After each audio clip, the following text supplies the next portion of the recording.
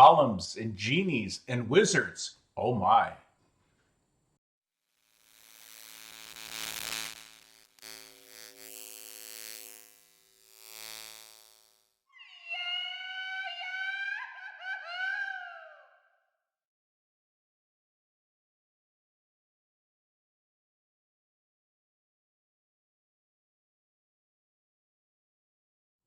Hello and welcome to Roland Ram's Bass, Books, and Brews. My name is Roland, and I'm a librarian by day, a bass guitar enthusiast by night, and an occasional weekend drinker.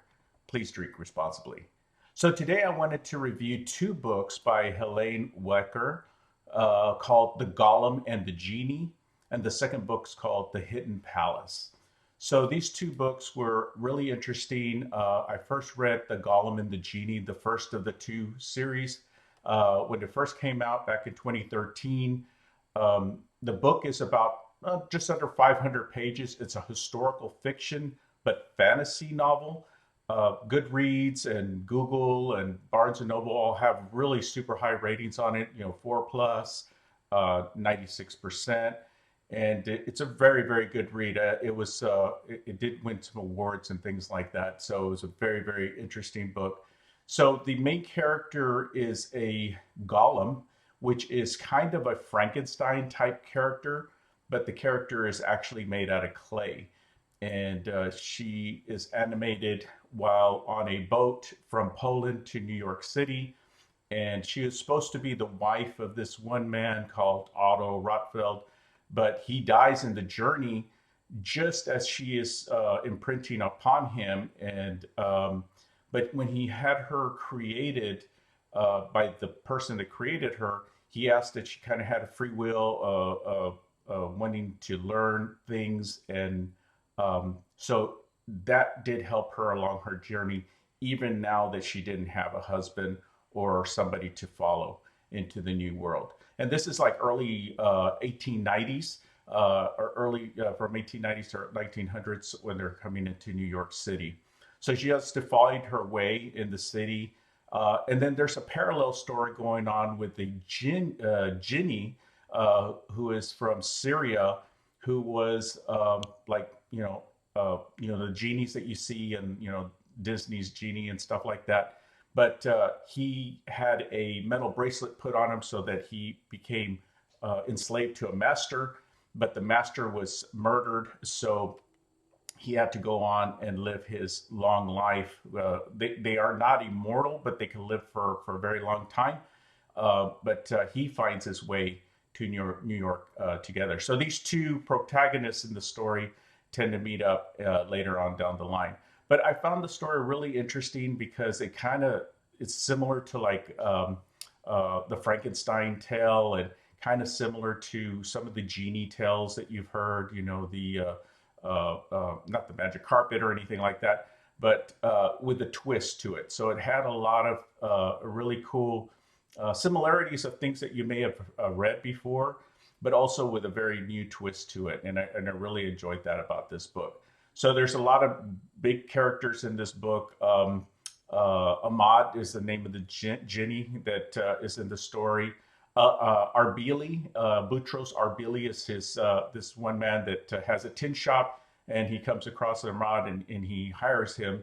Ahmad the genie doesn't have really like superpowers, other than he's supposed to be allergic to iron, but he's able to work with iron. So he's got these kind of special powers to his species, or his beings that he comes from, that they don't have. So they're all fearful of iron, but for some reason he's able to work with metal and iron. He becomes very active tinsmith and very artistic in that field.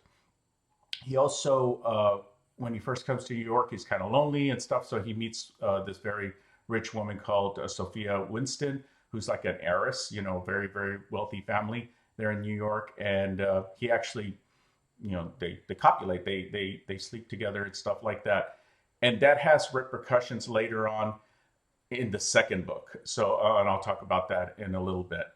Another main character is Anna. She is a woman that's working with the golem, who the golem's name is Hava, and Hava is finds a job in a bakery, and Anna's one of her coworkers and stuff like that. And Anna gets pregnant, and then wants to the man that got her pregnant says he's going to marry her, but then he doesn't, and then so Hava gets angry and intervenes and almost kills the guy accidentally. So it's just a really horrible situation. And so there's this tension between Anna and Hava, and by that time the genie's involved with the trio. So there's this kind of a lot of moving parts going on in the story. And I don't want to give too many spoilers, but I did want to mention a couple of other things, a couple of other characters. There is a character called Salah. He was a doctor back in the Middle East, and he was treating a boy who was possessed, and he didn't believe in possession and stuff like that because he was a medical doctor, but he himself got possessed. So after that, he could not look at people in the eyes. He couldn't become a doctor anymore, so he became an ice cream man. And then he migrated to the United States, and he continued to be an ice cream man, and they would call him Ice Cream Salah.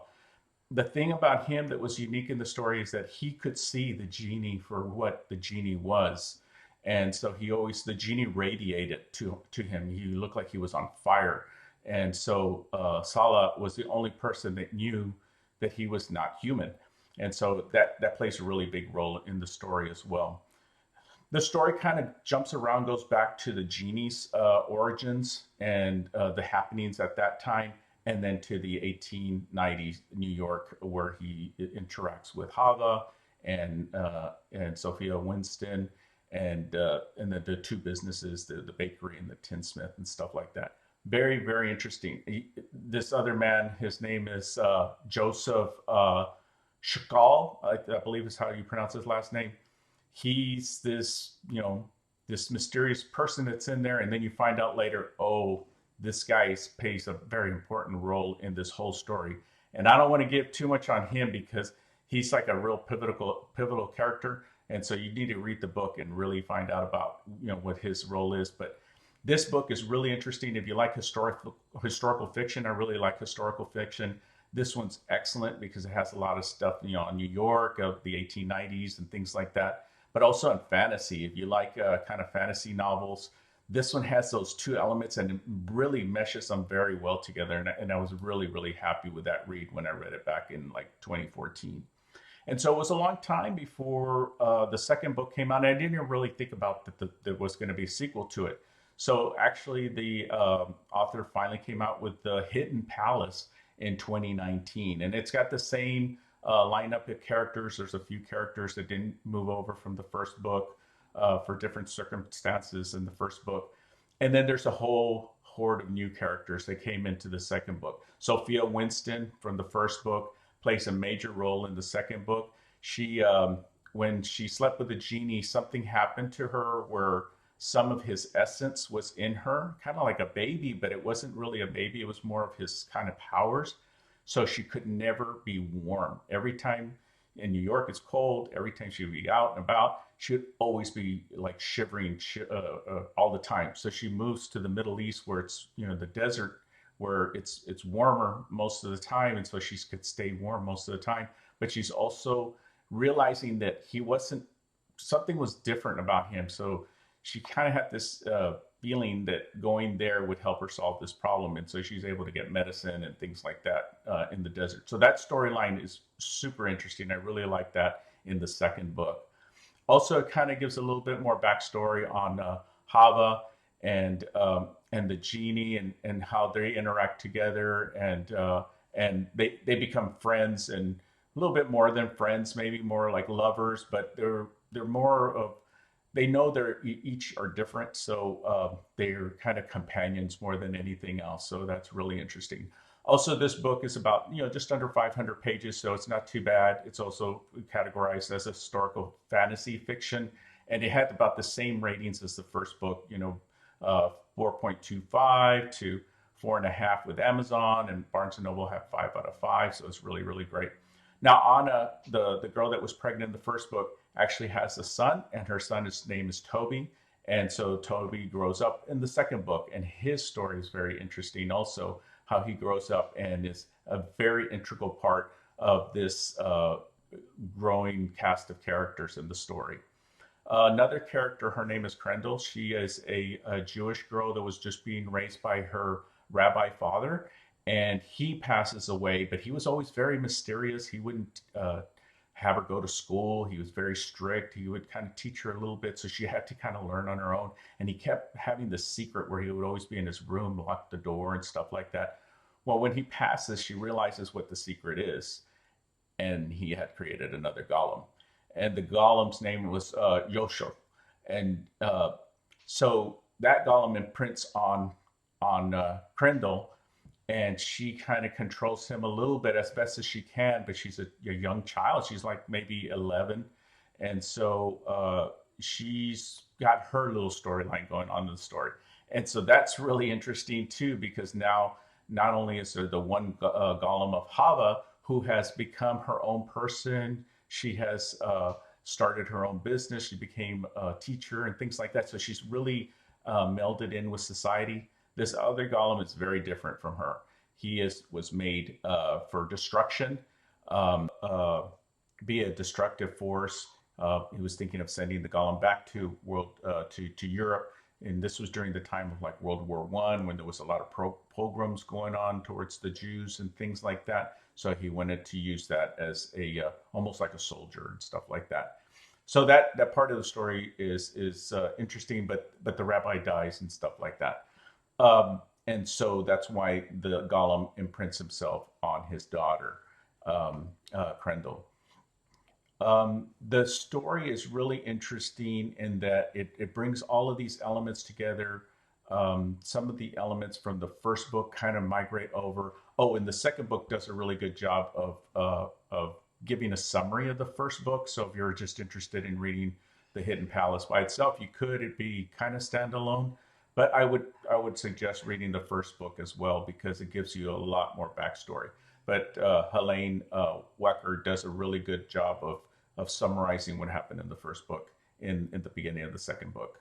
But I really enjoyed both of these books. I think they're a great read. Like I said, I'm really into historical fiction. I like fantasy and sci-fi and stuff like that. So these two books had a really good mix of historical fiction and fantasy to it, with the the non-human characters and stuff like that. But it had a lot of compassion.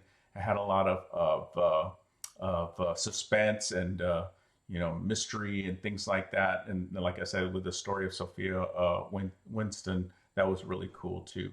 So there was a lot of different angles and veins that this story went into, and they were all super super interesting. So if you get a chance, uh, uh, check out this book at your public library. You can check it out for free.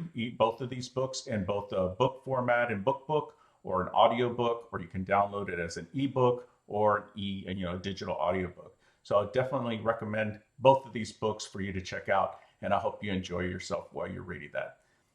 One last thing I forgot. This is Base Books and Brews, right? So my pairing for this book, or these pair of books, is this beer right here, and it's called Estrella Jalisco, and it's a mango michelada. I'm sorry, and I really have never really been a big michelada guy. The beer with a clamato mix and stuff like that, kind of like a Bloody Mary, but with beer.